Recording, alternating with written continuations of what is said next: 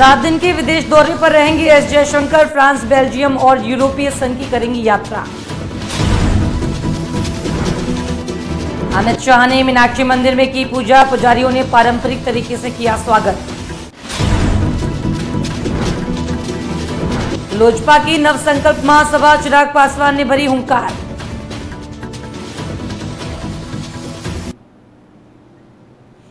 नमस्कार, आज की खबर देख रहे हैं आप। आपके साथ में रूपांशी मिश्रा।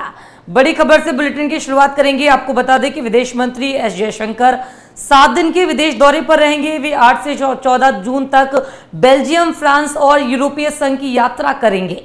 विदेश मंत्रालय ने बताया कि यात्रा के दौरान विदेश मंत्री फ्रांस में द्विपक्षीय वार्ता करेंगे। साथ ही बेल्जियम में विदेश मंत्री एस जयशंकर अपने समकक्ष से बात करने के साथ ही प्रवासी भारतीयों से भी मुलाकात करेंगे। विदेश मंत्रालय ने बताया कि भारत और फ्रांस ने रणनीतिक साझेदारी की 25 वर्ष पूरे कर लिए हैं। फ्रांस के साथ हमारे संबंध गहरे विश्वास और प्रतिबद्धता पर आधारित है। दोनों देश कई क्षेत्रीय और वैश्विक मुद्दों पर समान दृष्टिकोण साझा करने के अलावा निकटता से सहयोग करते हैं। केंद्रीय गृह मंत्री अमित शाह ने मीनाक्षी मंदिर में पूजा अर्चना की है, जहां पर मंदिर के पुजारियों ने उनका पारंपरिक तरीके से स्वागत किया। साथ ही बता दें आपको कि मदुरै अधिनम के पुजारी ने शाह को भगवा रंग की शॉल और आध्यात्मिक पुस्तकें भेंट की हैं। गृह मंत्री अमित शाह ने ट्वीट कर बताया कि उन्होंने राष्ट्र की निरंतर प्रगति और देश के नागरिकों की भलाई के लिए मां से आशीर्वाद मांगा। बता दें कि इस दौरान अमित शाह के साथ नयनार नागेंद्रन और केंद्रीय राज्य मंत्री एल मुरुगन सहित अन्य भाजपा नेता भी मौजूद रहे। शाह के दौरे के मद्देनजर सुरक्षा के भी कड़े इंतजाम देखने को मिले। आगामी बिहार विधानसभा चुनाव को लेकर प्रदेश में सियासी पारा परवान चढ़ता नजर आ रहा है और तमाम पार्टियों ने अपनी कील कांटे दुरुस्त करने शुरू कर दिए हैं। इसी कड़ी में आज लोजपा रामविलास की संकल्प महासभा का आयोजन आरा के वीर कुंवर सिंह स्टेडियम में किया गया। इस महासभा को बिहार में चुनावी तैयारियों के शंखनाद के रूप में देखा जा रहा है। महासभा में अपने संबोधन के दौरान केंद्रीय मंत्री चिराग पासवान ने कहा कि वो एनडीए गठबंधन को मजबूती देने के लिए बिहार की 243 सीटों पर चिराग पासवान बनकर चुनाव लड़ेंगे। उन्होंने कहा कि उनका लक्ष्य है सब मिलकर एनडीए की जीत के लिए अग्रसर हों। जैसा मैंने कहा कि लोक जनशक्ति पार्टी रामविलास और चिराग पासवान, जो लोग पूछते हैं कि आप कहां से चुनाव लड़ेंगे, मैं और मेरी पार्टी एनडीए गठबंधन को मजबूती देने के लिए बिहार की 243 सीटों पे एनडीए के प्रत्याशी को जीत दिलाने के लिए चिराग पासवान हर सीट पर चिराग पासवान बनकर चुनाव लड़ने का काम करेगा। ऐसे में एनडीए की बड़ी जीत की ओर हम लोग अग्रसर हो, ये मेरा लक्ष्य है। आज का कार्यक्रम शाहबाद के इस इलाके में, जहां पे लोग कहते हैं कि हमारा गठबंधन उतना मजबूत नहीं है, ये दर्शाता है, ये भीड़ द्योतक है। कुछ दिन पहले विक्रमगंज में प्रधानमंत्री जी की सभा और अब यहाँ पर यह दर्शाता है कि कितना मजबूत और लोगों का कितना प्यार हमारे गठबंधन, हमारी डबल इंजन की सरकार।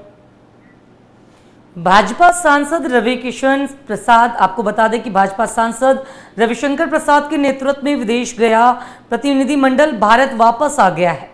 वापस लौटने पर रविशंकर प्रसाद ने कहा कि भारत आकर बहुत अच्छा लग रहा है। उन्होंने बताया कि हमारे प्रतिनिधिमंडल ने France, Italy, Denmark, England, Brussels और जर्मनी का दौरा किया। हमने संसद, थिंक टैंक और भारतीय समुदाय के वरिष्ठ नेताओं से मुलाकात की है।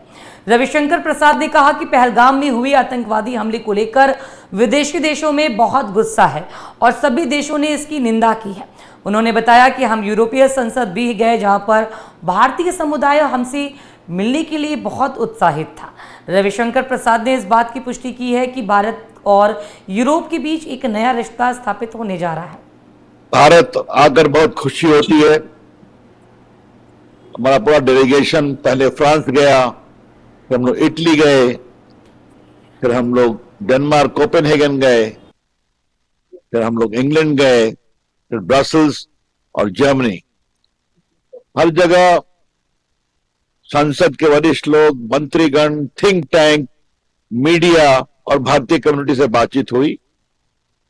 मुझे एक बात की प्रसन्नता है कि भारत के प्रति पहलगाम के बर्बर आतंकवाद के खिलाफ बहुत गुस्सा है देशों में, और सबों ने कंडेम किया, सहानुभूति की। ये एक बहुत नई बात है। और जिस उद्देश्य से हम लोग को भेजा गया था, we saw a great convergence, be it England, be it Germany, be it Copenhagen, be it Germany, और इवन इन ब्रसल्स। हम लोग यूरोपियन पार्लियामेंट में भी गए और हर जगह एक स्वर से इसकी आलोचना हुई। और भारतीय जो थे वो तो बहुत उत्साहित थे हम लोग से मिलकर करके। उन्होंने भी अपना एक प्रकार से रोष प्रकट किया और देश के साथ मजबूती से खड़े होने का संकल्प भी रखा। तो हमें बहुत ही संतोष मिला है जाकर करके। हम लोग कई बड़े इंपॉर्टेंट थिंक टैंक के लोगों से मिले, दुनिया के बारे में, बाकी के बारे में। और एक बात मुझे लगता है, यूरोप और भारत के बीच एक नए संबंधों की शुरुआत होने वाली है। भारत का आर्थिक विकास जो है दुनिया की चौथी बड़ी इकोनॉमी हो गई है, इससे वो बहुत इंप्रेस्ड है। भारत की डिजिटल उपलब्धि से बहुत वो प्रभावित है। तो जर्मनी के साथ, ईयू के साथ भारत के नए संबंधों की शुरुआत होगी, ऐसा हमें लगता है। लेकिन हम लोग की यात्रा बहुत ही अच्छी रही और ये जो सोच माननीय प्रधानमंत्री की रही, उन्होंने भेजा हम लोग को, हम बहुत ही प्रभावित थे। बहुत अच्छी तरह की रिस्पांस आई है।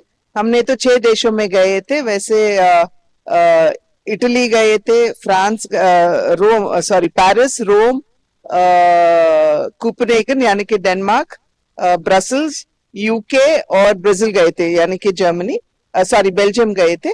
तो बहुत अच्छी रिस्पांस रही और हमने सभी स्तर के जो गवर्नमेंट ऑफिशियल्स होंगे या गवर्नमेंट के रिप्रेजेंटेटिव्स होंगे, उनके साथ हमारी वार्तालाप हुई। और उनको, जैसे आपने कहा, पाकिस्तान को बेनकाब हमने किए थे उनके सामने, और they are aware of it, evidence भी दिए हैं हम उनको। सो उनको पता है, now they are very much aware कि व्हाट इज हैपनिंग, एंड उन्होंने अपना पूरा समर्थन भारत को देने के लिए तैयार है। तो कि 6 देशों में घूमकर ही पता चला कि पूरा यूरोप आज भारत के साथ एक नया आर्थिक व्यवस्था में आने का प्रयास कर रहे हैं। Everybody is interesting what is going on. और पहलगांव अटैक के ऊपर सभी अपना दुख व्यक्त किया और इसका निंदा किया। और हमारा मैसेज एक ही रहे कि कोई भी सीमा पर आतंकवाद फिर से दिखाई दिया तो उसका रेसिप्रोकेशन इस बार दूसरा तरीके से होगा। हम किसी का मीडिएशन का मांग नहीं किया, नहीं तो हमने कोई भीख का कटोरी लेकर किसी का दरवाजा पर जाकर उसका समर्थन मांगा। अभी जो अटैक होगा, अभी तो एयर स्ट्रिप पे हुआ है। अगर पाकिस्तान अपना रवैया नहीं बदले तो इस बार मिसाइल किस किस जगह को चूमेंगे तो हमारा बात। देश भर में कोरोना वायरस ने एक बार फिर से पांव पसारना शुरू कर दिया है। बीते 24 घंटे में कोरोना के 378 नए मामले सामने आए हैं, जिससे एक्टिव मामलों की संख्या 6133 पहुंच गई है और वहीं 6 मरीजों की संक्रमण की वजह से जान चली गई है। दिल्ली में बीते 24 घंटे में 21 नए मामले सामने आए हैं, जिससे एक्टिव संक्रमितों की संख्या 686 पहुंच गई है। इस साल कोरोना से दिल्ली में अब तक 7 लोगों की जान गई है और 1024 लोग संक्रमित हुए हैं। अभी के लिए इस बुलेटिन में अभी बस इतना ही। बने रहिए आज की खबर के साथ।